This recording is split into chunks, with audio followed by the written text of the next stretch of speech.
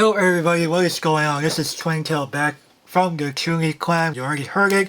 We've been playing this game, or some of us on the clan have been playing this game for a while now. It's already exactly, or give or take, 1 month since the game debuted in English. Today is July 30th. By the time this goes out, it's probably like past that. But I digress. We're going to go ahead and go over what I think might be a pretty good Dragoncraft deck to work off of. Alright? So we're going to begin with our cost ones here. We have none other than 3 Bell Ringer Angels.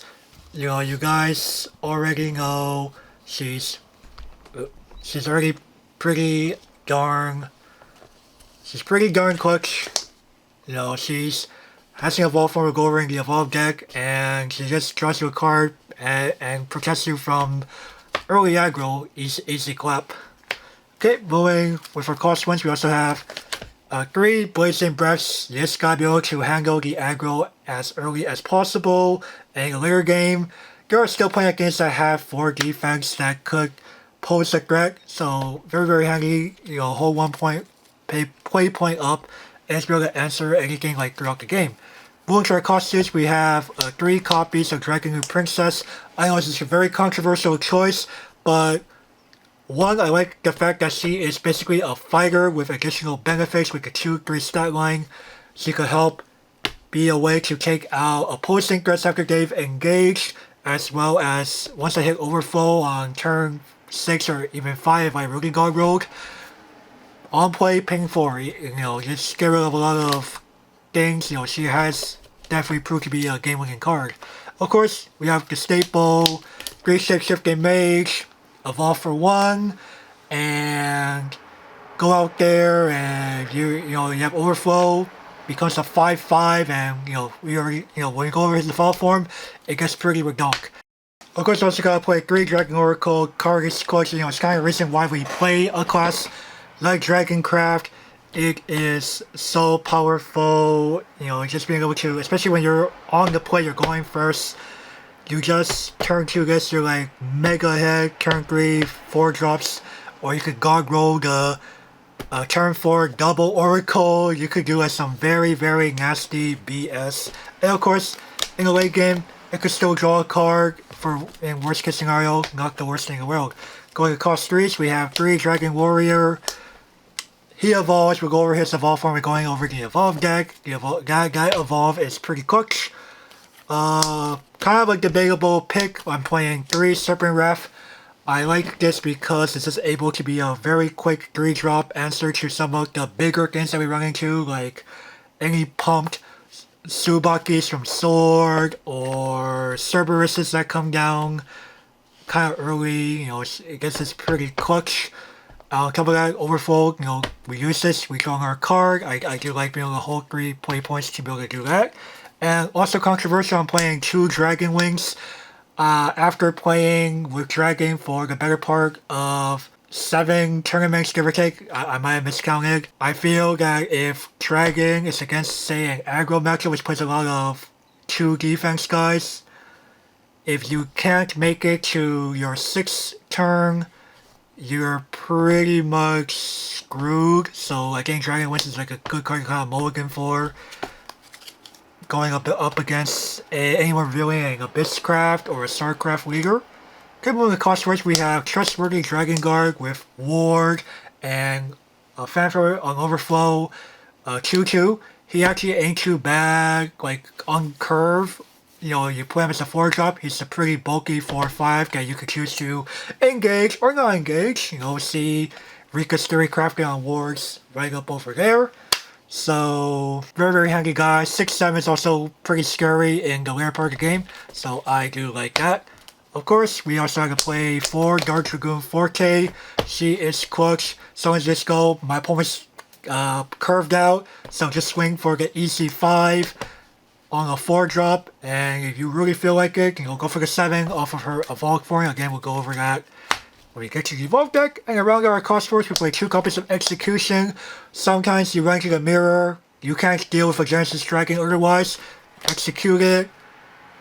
You're dealing with something like D-Shift, you're about to combo off with their triple Flame Destroyers and Dimension Shift. You just go F one of your Flame Destroyers. You're only going to do 14 now.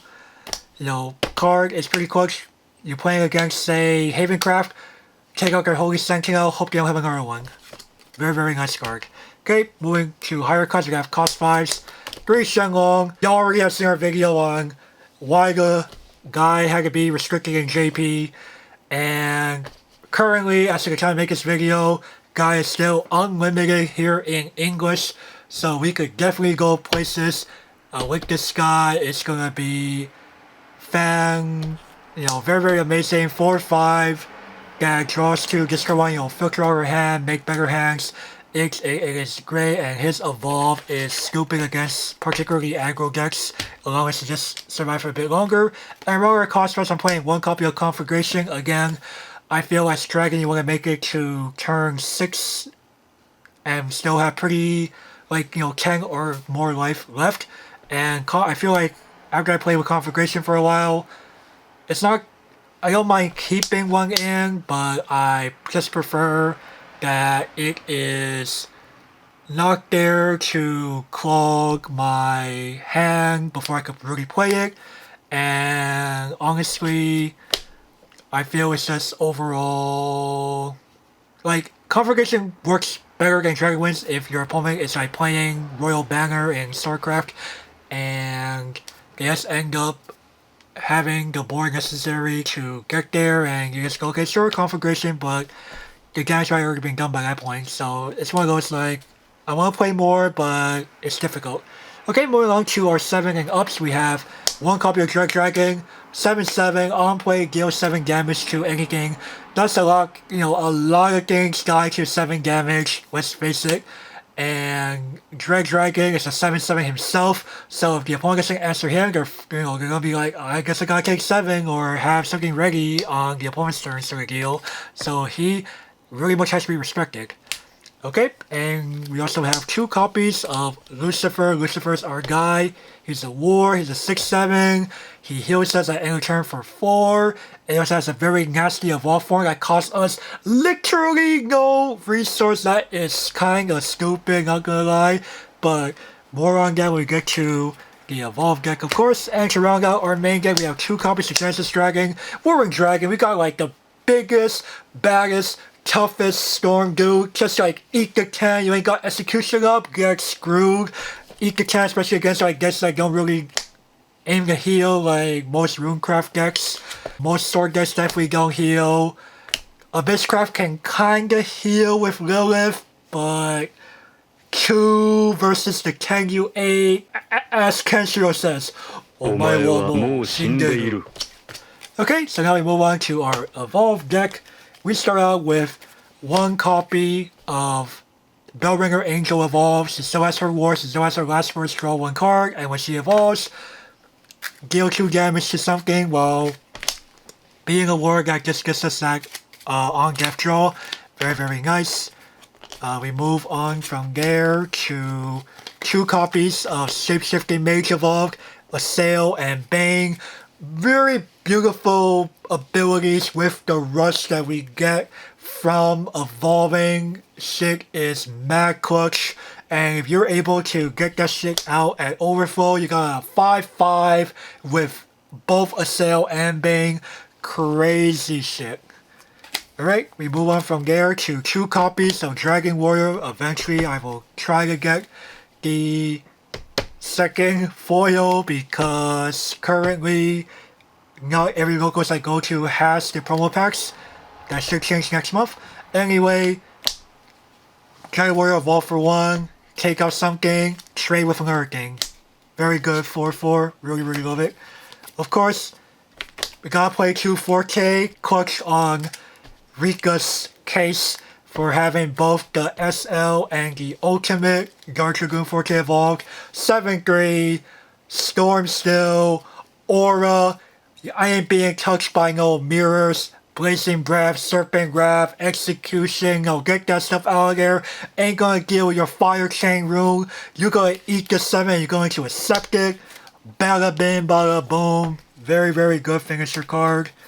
Of course, we also gotta play our boy, 2 Shenlong Evolved, 5/6 with the War Steel, heals us 5. We're gonna undo some damage you did to us on the first 2 turns that you're able to attack. You aggro, sword, and abyss players. Second one's like, get on this. So very, very close card. Hopefully it remains that way for a while. And to round out our evolve deck, we got the one, the only, the fallen angel, Lucifer.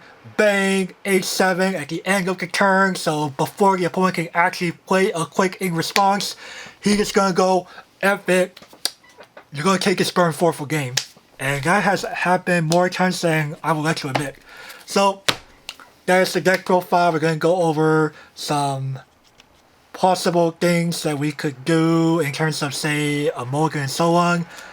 Sometimes, especially when you're forced to go on the play without the evolution points and so on, it may not be a bad idea to keep some nifty answer cards in your first hand instead of trying to hard mode for Dragon Oracle.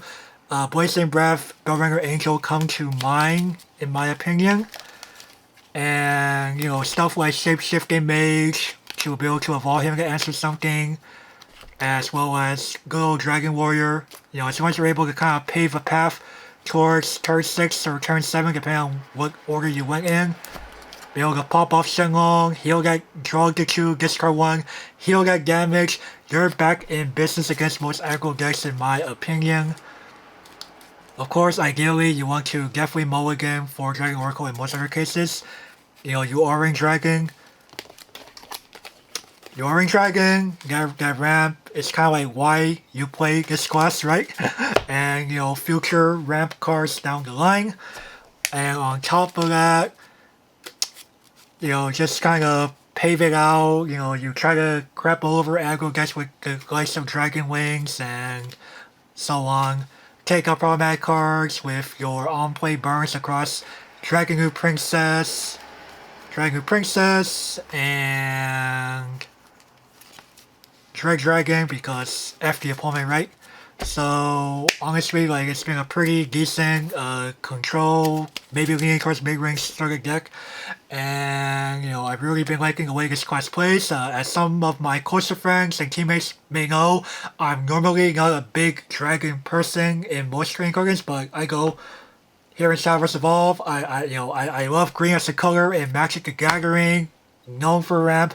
I love Cultivate. I love Kodama's Reach or Kidani's Reach or whatever the heck you want to call it. Really love cards like that. You know, even Far Seek things are clutch. I really love cards like that. So, yep, that is me going over what I think is a possible decent Dragoncraft control build. So, you know, leave a comment. You think there's anything that we should definitely mix up or that you found more success in than myself. Y'all have saw that I didn't play Zernitra. I thought about it and I don't feel like she does enough for what I want her to do. So, you know, but maybe try to persuade me. You know, maybe the refund is more clutch than I'm giving it credit for. Another card that I've considered in the past was Wyvern Cavalier. I like that it's a 5-drop 5/5 that just goes top card deck. Cost reduced by 2. I've done hilarious things like 7 cost Genesis Dragons. It is kind of stupid at times, but then other times I go, all he gets is a 0 cost Ding Dong, which I kind of go, not exactly the thing I was hoping for, but c'est la vie. So yeah, I guess it's like some thoughts I have about control Dragoncraft. So, you know, everyone continue to embrace the darkness, and we'll catch you all in the next one. Bye bye.